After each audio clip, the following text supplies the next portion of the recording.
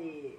lalpa kan pathian a hun top lam thata ka mang thei tur I buat sai na wang hian voi ni a hian kan lom thu kan sil che ni khobela hian in pal thuk rem rum chang tu kan van nga te lu le ring tu te hian kan in pal thua kan in chui thu rem roma ma se kan hun top lam mero chu thata ka mang thei tur voi ni thla chak ni lo thiu ti te ni lo kan kharau zo ka nang ma zo ki dei kharau zo ki na kan ne na thu sai je la wang hian kan lo mai ne na hian lo thu kan ro che te ni o ring mai ro ring mai zero ring mai tu ring lal pa na da che en ki ma ring lo thei lo tu ring lal pa na da che lo rin lo po tu ma la ma rin lo chuan rin tu dang om to lo le kin min da pathian hi kan tu kan fe la wang ring kan ni lo ring lo thei la bin ama zo kin min non pe to kan rin tur zong so min ti chia sak vek chuan ama bang rin tur le von tur kan nei to si lo ko ve la hian lalpa arong bo na po nang man mal I sop trina mitam zok te lalpa anin share thei na tur atan te mitam zok te tharau nun chom tur ten lalpa I buat sai meka lalpa chaklo taka nu poi nang man it kut chak takin ikai thoba zana han mo zinga chani kut chakin lo chel ring trina hadam takai kai tho china wangle lalpa nang ma alom na het sak na ni ti hilalpa ni ti na sia thar zel theina turin kharau thiang lim nang man ti har zelang che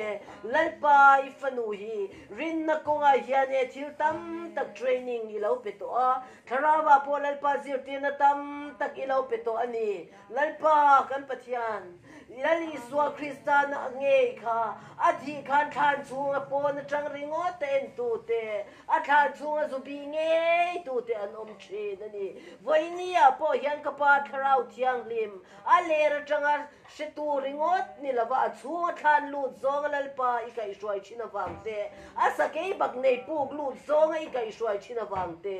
a mei pui khak zong I kai shwai china wang te hian voi ni a hian kan lo mai ne na hian lom thu kan Jenny, Samari made chia to lalpa mi so trăng mai ni lavin, kay mange in kamuta ati. Zudiang sana mange, yan nang mamutura, amit iti varzel vang po yan lalpa. Kan lo malong tu kan ron Jenny, nang mana ikoy damlo, ikoy kalalpa, mishing hiyang ang ingay, muti tingkal ang inamu. Masiyan koy non letero, jan mishing to mishing ang inamutani ka. Zubay ni fanu po hiya taksa rilwa karawi azavay yan ang man koy nun liang tse koy niya yan ikuda karon lana nang man siyam parle nag karaw taksa rilru hilal pa nang man koy niya ikoy nun turin ikebul karon kalpoy tompay ni idu toy ni ropoy na puan suwa nan koy ang tse lalpa nang mututin ang lom siya hi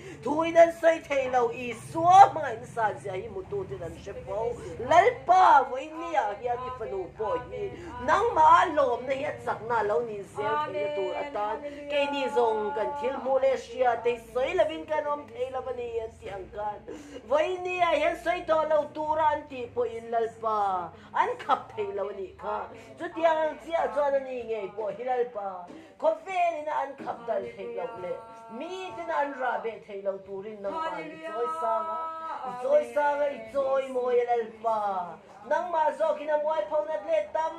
tagle law siya na letam tapo lalpa nang maso kinengkim irul tapeka amal som na siya dun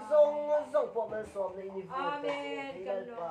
voy niyan kan lo may nila yan lo tugan ng siyali o lalpa ti siya rin ang sika ilo om ti sak na leta rin zong ginang mapak na ni siyan si kung fay na ka mo law turin ni siya na di na mamupay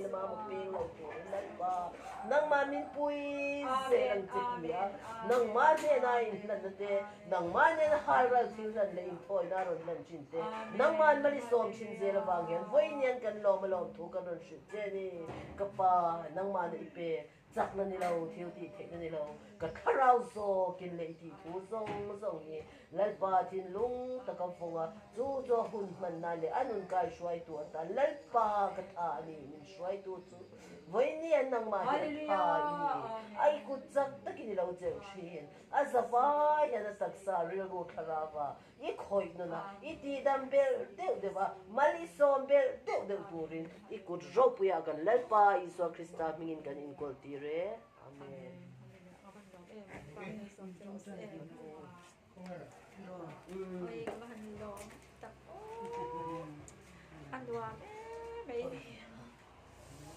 Em kiminan ochi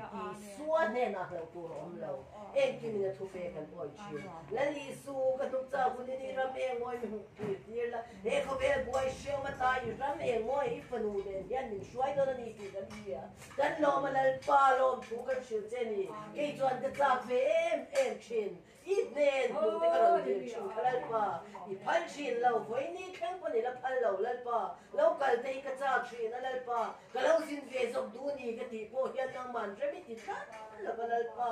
nang ma zo ki na ni tu du na le chak na po ne mia lo na mun zo ka nang ma di shwaya ring tu te tu na na hian lal pa kan chak ang hi tu man min pe la ma kan upur ang ngoi ne kan du lo ang le di na cha kan shia lo te ro te ilal pa min peleri wat zel maya lai pa en ma yan thu nei na kan nei la ve ila ka hian kan tak sa chu thu kan nei lo zia te kalen min pe ka thu kan nei lo zia te du thang thei kan nei lo zia te ila pa voi ni a hian nang ma ni sia ta ti zel ba te kan lo ma lo thu kan sia se ni bun la ta changin lai pa si pi ra changin lai mun aron ka nang ma di kai shwai to chi ni kai shwai ni zel do ni ti kan sia lo thu kan sia se ni bai ba thang pa tian tharau shwai pia ni pa tian pa ni Rawam turin boy ni na tarawin ko ni ba fa ni tarawin ko ni so ke zu tarawin zo na ba ka pa dia ko thei tu la pa boy ni ani fanu hi toy san se la ba ko yan kan lo ba lo bu kan ron shi che ni mi ti ti mu tu le mi ti en tu ta ki lo wa sai lo to a mi ti sir ti tu ta le wa sai lo ka ni I lo cher tir ma sak la I lo kan Tiya pa sa kaniya, baptis tu kan ang kanel palam niyan siya ro, ako titingin ro, simro parang tuwa saita. Kalera ni awon tuwa hat ni kaawang kai. Henge hi praktikal na dahil tula siya tiya tu at anilan pa. Ibuwas say aniti kan siya, nang mapong siya tula, nang mapoy tulo at anilan sa malakalal pa. En kim ilaw wasay, kaw ble koy zuti tu aring tu at anilan ilaw wasay niti kan siya. Boy niyan kan lom tukan ron siya siya di siya magkanom lang dyan kan lang va, bumay siya na. Kung ay natulungi kan ten bosan siya. Lenda vida dyan di siya magkaompi ka tada chali iti. Boy niya, yan kapag ang padiyan. Nung tam na ito rata dyan rin hey umdan dyan tiya, makausa umdan dyan tiya ma. Wala tayo rin siya umdan dyan tiya ta. Minti sa tuwa dyan, engkim katitay tiya nung tam na ito rata na. Ibuwas sa zela ba ko, yan kan long malong tuga ron siya zeli. Tuma minod lawa tumala kan on bihek lawlal pa. Boy niya, nang kan nay zeli kan long na pera ni. Nang kan nay zeba, yan boy na ni panunin, ang kan long malong tuga ron siya zeli. Vobi mami zibay. Lal pa, ite na, umani. Boy niya po, yan lal pa. Rupa, tinirang lang akin nun song yung kay Tute. Kan swale kan diklaw tiram po to kiye pui tiya malal pa. An tsai na kuna po tsai pui thei te. An bai na kuna po bai pui thei tu te. An de te na kuna po lal pa ti thei zel tu te. En kim ti thei tu ta ni fano hi bua sai tung ding zela. Nun tam nei tu ta nei bua sai nei zel te na kong song tu ga yan long pu kan nun chu che ni. Ki ba yan ti tu kan shelo lal pa tu ta yan. Nang manian ko lai ni a kan fa ti nau te du te tu kan chom lai mi nang ten ti ron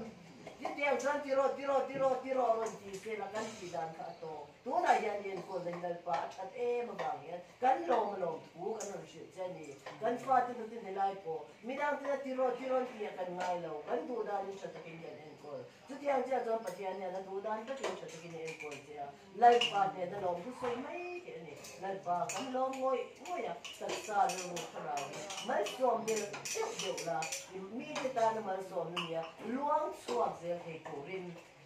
ang ay tuan song po ila mai hi na me ga pa se ne in do lai kan ni di sia ta in do lai chan cho la chiang ve la kan ni kan cho ve chiang la kan ni in do lai kan ni ta da ba hian ngon nam ken chu te ho te fe ten kim ken chu chuan kho dang hoi vak si lo me la lai ni hoi ni a po yan ra lo bu no kan ni ba hian dang dang kan vak te kan ni la ve kan ve ma hi ngun ta ka min be tu ulu ta kai chu la pa ta na ram na de tu pa le tharau chiang bin bin mang ko so ba se thu ka pe ka piang chu pom tu rin se ti ra ti siam lo ke kum khuai kho ve to ke pon ki ne la ko ma di kha zu thu chuan lo in kham wan se ula zu thu chu mi dang te lo se ti to ne lo se i so krista ti in da ko di le